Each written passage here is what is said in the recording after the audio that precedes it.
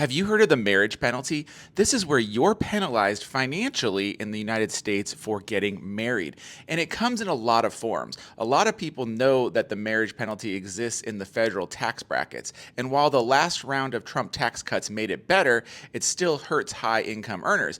But did you know that it also impacts a lot of other things? For example, the new repayment assistance plan for student loans impacts the marriage or brings back the marriage penalty as well for borrowers on the new repayment assistance program. Here's what the marriage penalty looks like on the federal tax brackets. So you can see that up to the 20 or 32% tax bracket, the upper limit there doubles every single time. So if you're single, you got 250, then it goes to 501,000. But then when you get to the 35% tax bracket for individuals earning over 250 to 626,000, but then it doesn't double there. 501 to 751. And then in the highest tax bracket, of course, you're in the highest tax bracket at two different amounts. So that's where it impacts in the tax brackets for high income earners. In this case, you'd be better off to be two single people than you would be to be married.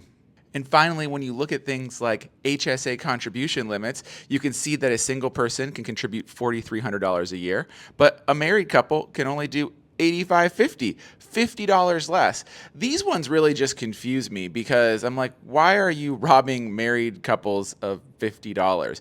Just cause. And these are the types of marriage penalties that exist throughout the tax code. This doesn't include things too, like when Social Security is taxed, when people can qualify for Medicaid and Medicare, when people can get benefits like SNAP or preschool, help with school.